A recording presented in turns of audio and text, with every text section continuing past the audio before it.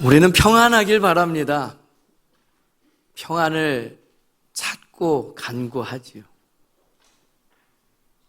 그래서 때로는 집에 도어락을 달고요, 차에는 블랙박스를 설치합니다. 통장에는 다 말할 수 없는 또 비상금도 마련하고요, 보험은 하나로는 모자라서 두세 개쯤은 들려고 합니다. 요즘 우리가 사는 세상은 엄청난 기술의 발전으로 휴대폰 안에서도 CCTV 화면을 통해서 내가 떨어져 있는 공간에 실시간 벌어지는 일을 보곤 합니다. 그런데 참 이상하죠? 인류 역사상 이렇게 잠금장치가 많고 보험이 촘촘하고 감시 카메라가 빽빽한 시대를 살면서도요, 사람들의 마음은 그 어느 때보다 불안합니다. 빗장은 두꺼워졌는데 평안은 더 얇아졌다라는 이야기죠. 우리가 사모은 그 모든 안전장치가 정작 마음 한켠의 불안은 떨궈내지 못하더라라는 이야기예요. 오늘은 총회가 정한 순교자 기념주일입니다. 가만히 생각해 보면 순교자들이요, 그들이야말로 세상이 말하는 안전을 가장 적게 가진 사람들이었습니다. 가진 것을 다 빼앗겼고요, 믿음의 자유도 박탈당합니다. 마지막에는 목숨까지 빼앗긴 사람들, 그들이 순교자입니다. 그런데 놀랍게도 그 빼앗긴 자리에서 그들은 우리가 그토록 갖고 싶어하는 평안을 누렸습니다. 세상의 모든 것을 빼앗겼는데도 한 가지는 끝내 빼앗기지 않았더라라는 이야기죠. 그 빼앗을 수 없는 평안과 안전이 어디서 오는지 오늘 본문 이사야서 32장의 말씀을 통해 우리가 확인하기를 원합니다. 이사야서 32장은요, 주전 8세기경 시대의 이야기입니다. 남유다는 히스기야가 왕으로 다스릴 때 시절이고요. 당시 유다는 아수르 제국, 그러니까 사내립의 큰 군대 앞에서 풍전등화와 같은 처지였습니다. 강대국이 코앞까지 밀고 들어왔어요. 유다 백성은 그런데 어디서 안전을 구합니까? 애굽과의 동맹을 기웃거립니다. 군마와 병거가 많아야 평안하고 안전할 수 있겠다 싶은 생각이 든 거지. 그때 하나님의 사람 이사야는 거듭 외칩니다. 애굽을 의지하지 말라. 사람을 의지하지 말라는 이야기죠. 그런데 그 당대의 백성들은 듣지 않았습니다. 위기가 코앞인데 오늘 본문의 앞선 말씀을 보게 되면 안일한 여인들처럼 태평하게 잠을 자고 있다라고 성경은 묘사합니다. 그래서 하나님의 사람 이사야가 오늘 선포하는 미래는 참혹했습니다. 그들이 살고 있던 성읍은 황폐화될 것이고 기름진 들판은 가시덤불의 광야가 되고 말 거다 외칠 수밖에 없었던 거죠. 그런데 바로 그 절망의 한복판에서 한 단어가 모든 흐름을 뒤집어 놓습니다.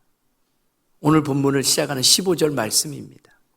우리 한 목소리로 받들어 읽겠습니다. 마침내 위에서부터 영을 우리에게 부어주시리니 광야가 아름다운 밭이 되며 아름다운 밭을 숲으로 여기게 되리라. 아멘. 마침내라는 단어 주목해 보십시오. 황폐해지는데 그것이 끝까지 유지되는 것이 아니라 어느 때까지 가면 반전이 일어나더라라는 거예요. 어느 때입니까?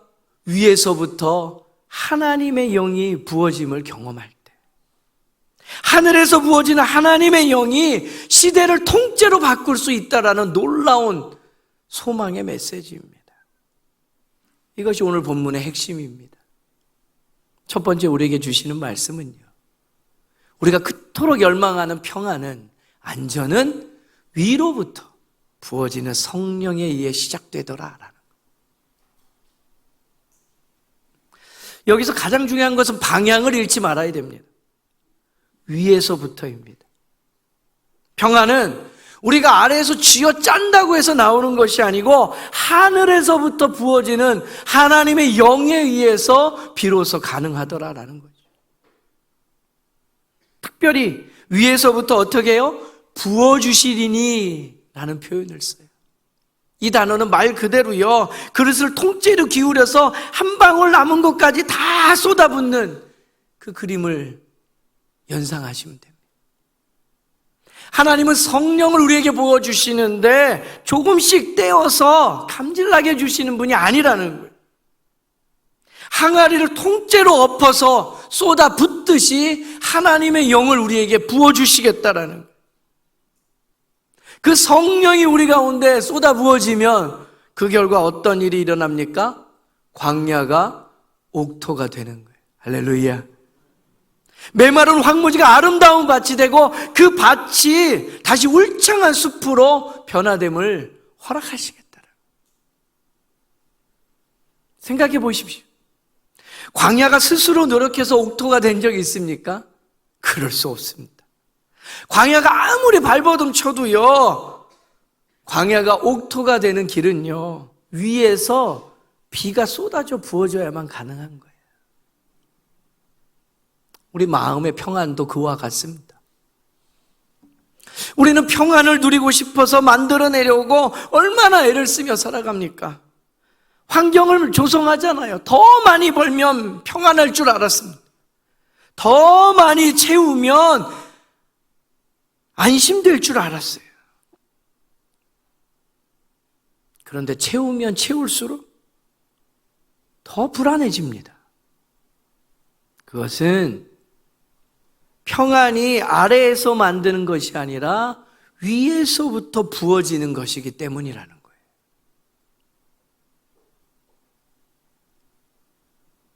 이 땅에 성령이 임재하셔서 구체적인 사건이 나타난 것을 우리가 기억합니다.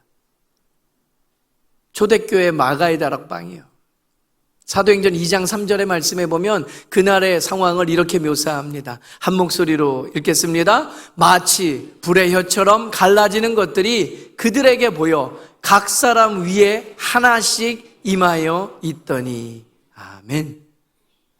하나님의 영이 불의 혀처럼 눈 가운데 보이면서 각 사람이 하나씩 임하는 거예요. 하늘로부터 부어주시는 은혜. 그날에 어떤 일이 변화로 나타납니까? 두려움에 떨며 문을 걸어 잠궜던 제자들이요, 성령이 급하고 강한 바람처럼 임하니까 겁쟁이들이 사자가 되기 시작하는 거예요. 숨어있던 사람들이 광장으로 뛰쳐나가기 시작하는 거예요. 그 변화는 그들이 만들어낸 것이 아닙니다. 위에서부터 부어진 것이. 사랑하는 여러분, 참된 평안은 바로 거기서 시작되는 거예요. 성령의 충만함을 사모하십시오.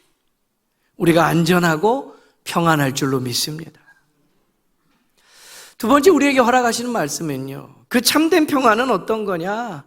정의와 공의가 맺는 열매로 자라나더라라는 거예요. 성령이 부어진 자리에 무엇이 생깁니까?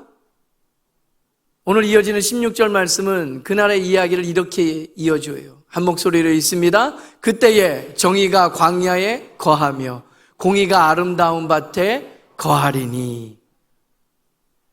거하다라는 단어를 주목해 보십시오. 잠깐 들렸다 가는 손님에 대한 이야기가 아닙니다. 눌러 앉아 사는 거주민, 그 거하다입니다. 위로부터 성령이 부어주시면 그 성령의 임재를 우리가 이 공의 가운데 정의 가운데 보게 되는데, 이어지는 17절 말씀은 또 그 이야기를 이렇게 소개해요. 한 목소리로요. 공의는 열매는 화평이요 공의의 결과는 영원한 평안과 안전이라. 오늘 말씀의 제목과도 같지요? 여기서 우리가 꼭 붙들고 주목해야 할 단어는 열매라는 거예요. 평안은 열매입니다. 무슨 말입니까? 평안은 우리가 이 세상에서 누리고자 하는 어떤 뭔가를 사서 얻어낼 수 있는 상품이 아니라는 거예요. 의라는 나무에서 자라나는 열매가 평안입니다. 좀 쉬운 예를 들게요. 제가 어제 올 봄에 심었던 방울토마토에서 첫 수확을 거뒀습니다. 8알. 제가 4알, 제 아내가 공평하게 4알. 생각했던 것보다 엄청 달고 맛있었어요. 그런데 이 방울토마토라는 열매요, 시장에서 사다가 가지에 묶어 놓는다고 해서 열매라고 말하지 않아요. 뿌리가 땅속 깊이 박히고 줄기가 건강하게 성장하고 잎이 햇빛을 받아서 그제야 가지 끝에 맺히는 것, 그걸 우리가 열매라고 얘기해요. 무슨 말이냐면 열매는 결과이지 원인이 아닙니다. 평안도 마찬가지입니다. 의롭게 살 때, 하나님 앞에 바르게 살 때 그 삶의 가지 끝에 평안이라는 열매가 맺히는 거라고요. 세상은 말합니다. 편하게 살라고요. 거슬리는 것 눈 감아버리고 피해버리고, 손해는 보지 않게 적당히 타협하면서 그래야 마음이 평안하다고요. 그러나 우리는 잘 알고 있습니다. 그렇게 얻은 평안은 오래가지 않습니다. 양심을 누르고 얻은 평안이라면 밤에 불을 끄고 누워서 어김없이 잠을 설칠 수 없게, 절칠 수밖에 없게 우리를 만들어요. 하나님께서 주시는 평안은 다릅니다. 옳은 길을 택하느라 소래를 보고 진리를 지키느라고 불편할 수 있습니다. 그런데 이상하게도 마음 깊은 곳에 흔들리지 않는 고요함이 내 안에 찾아오더라라는 거죠. 성경의 예를 들면 이렇습니다. 사도 바울이 빌립보 감옥에 갇히죠. 깊은 지하에 어둡고 습한 곳으로 발에 착고가 채인 채 들어갑니다. 그런데 그의 입술에서는 찬송이 터져 나와요. 그것은 환경이 만드는 평안이 아니라 의의 가지에 맺힌 열매라는 것을 사도 바울이 알았기 때문이라. 사랑하는 성도 여러분, 혹시 지금 옳은 길 가느라 불편하십니까? 정직하게 사느라 손해보고 계십니까? 낙심하지 마십시오. 여러분은 지금 평안이라는 열매가 자라는 나무를 가꾸고 계시기 때문입니다. 그것이 무엇을 뜻하느냐고요? 이어지는 18절 말씀은 우리에게 이렇게 약속해 주십니다. 한 목소리로 받들어 읽겠습니다. 내 백성이 화평한 집과 안전한 거처와 조용히 쉬는 곳에 있으려니와. 아멘. 위로부터 성령이 부어져서 의의 나무의 열매를 우리가 맺게 되는 평안은요, 세 번째 우리에게 주시는 말씀, 이 평안과 안전은 세상이 빼앗을 수 없는 것이라는 거예요. 할렐루야. 오늘 말씀은 평안의 거처를 세 가지로 우리에게 들려줘요. 화평한 집, 안전한 거처, 조용히 쉬는 곳이요. 야, 좋겠다. 그래, 이제 우리가 꿈꾸는 것이구나. 그래요? 근데 이어지는 19절의 말씀은 사뭇 우리를 당혹스럽게 만들어요. 19절 말씀의 내용은 이래요. 그런 집에 있을 텐데 그 숲은 우박에 상하고 그 성읍은 파괴되리라. 이게 무슨 얘기예요? 하나님께서 주시는 평안인데, 화평한 집, 안전한 거처, 조용히 쉬는 곳에 있겠다 말씀하셨는데, 그곳에서도 숲이 우박에 상하고 성읍이 파괴됨을 경험한다고요? 이게 무슨 평안이에요? 우리는 이야기하게 될 거예요. 여러분, 바깥 세상은 여전히 흔들립니다. 우박이 쏟아지면서 숲이 부러지기도 하고요. 견고할 줄 알았던 성읍이 나를 지켜주지 못하고 다 무너져 버리는 일들이 있어요. 그런데 중요한 것은 18절 말씀에 내 백성은 안전한 거처에 거한다 하나님께서 약속하고 계셔요. 무슨 말입니까? 하나님께서 우리에게 주시는 평안은요, 폭풍이 사라진 뒤에 찾아오는 평안이 아니라 폭풍 한가운데에서도 흔들리지 않는 평안이더라라는 거예요.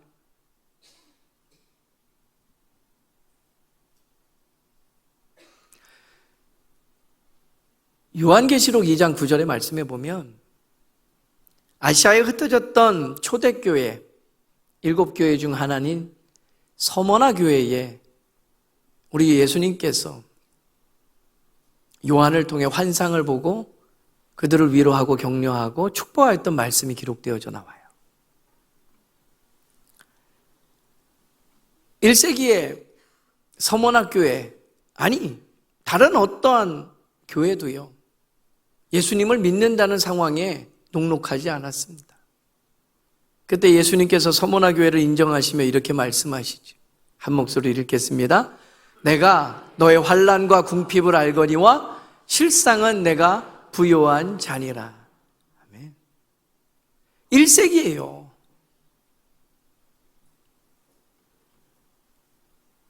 서머나 교회는 뭐 그렇게 못 살았을까요? 뭐가 그렇게 부족했을까요?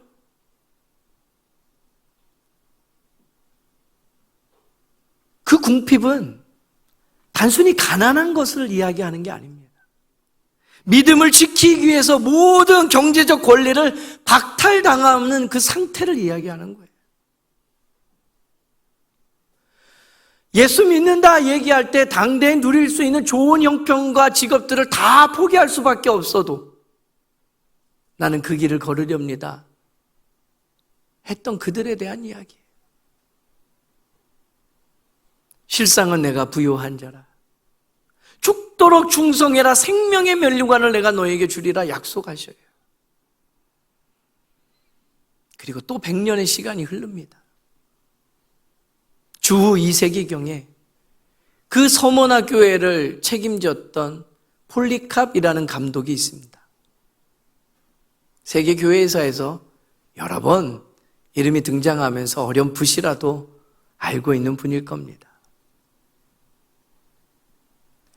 죽도록 충성하라. 생명의 면류관을 내게 주리라. 실상은 내가 부요한 자니라.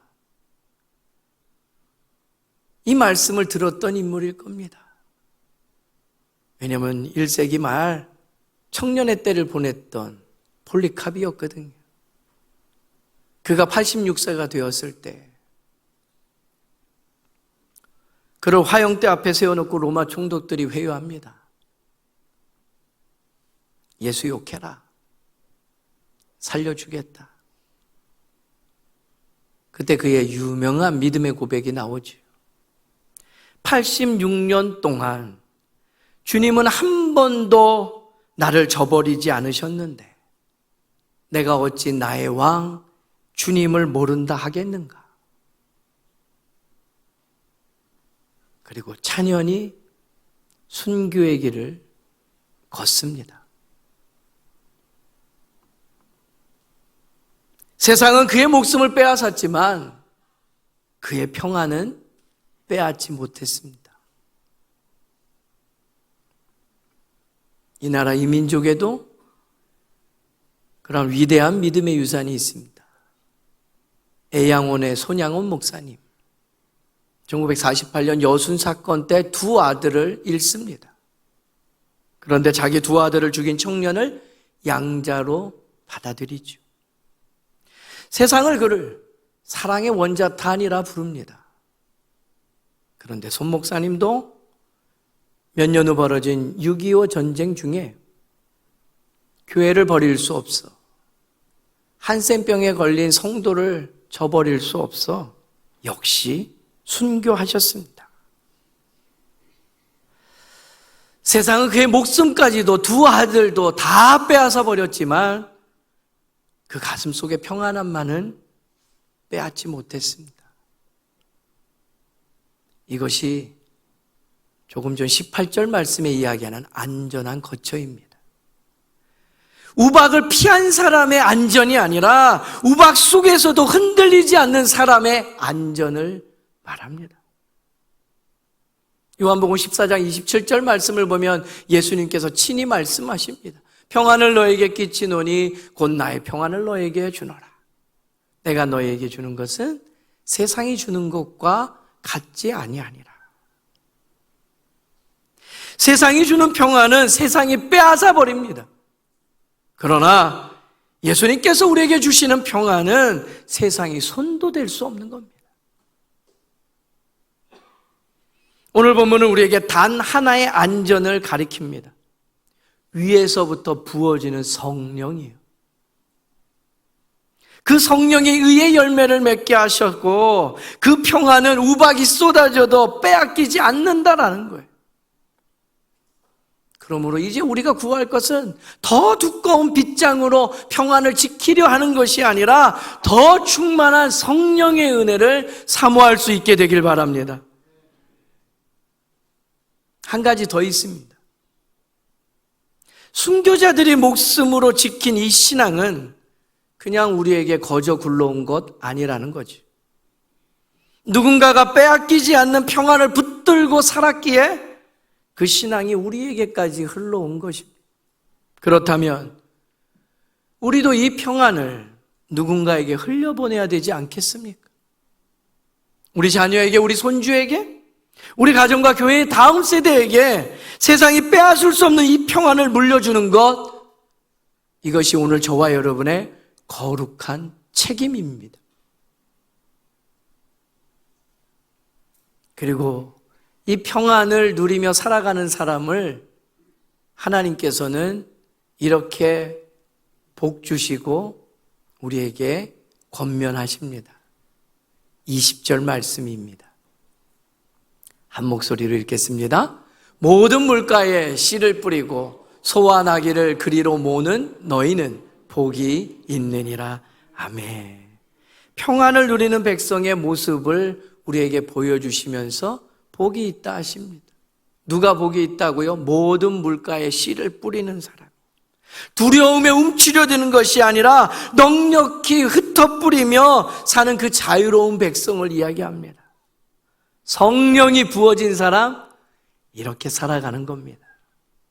빼앗길까 봐 움츠려드는 것이 아니라 빼앗기지 않을 것을 가졌기에 마음껏 뿌리며 자랑하며 증거하며 살아가는 삶, 이것이 그 누군가 앞서 걸어간 순교자의 믿음이요 오늘을 살아내는 저와 여러분에게 필요한 은혜인 줄로 믿습니다. 여러분, 세상의 모든 안전장치는 언젠가 무너집니다. 그러나 위에서 부어진 성령이 우리 마음에 심으신 평안은 우박이 쏟아져도 성읍이 무너져도 마지막 순간이 와도 빼앗기지 않습니다. 우리의 안전을 사라질 것들에 두지 말고 빼앗을 수 없는 하나님께 두기를 간절히 소망합니다. 어떤 폭풍 속에서도 흔들리지 않는 그 평안함으로 이때를 살아내는 믿음의 사람들 되기를 간절히 소망합니다. 이 시간에 기도하기 원합니다.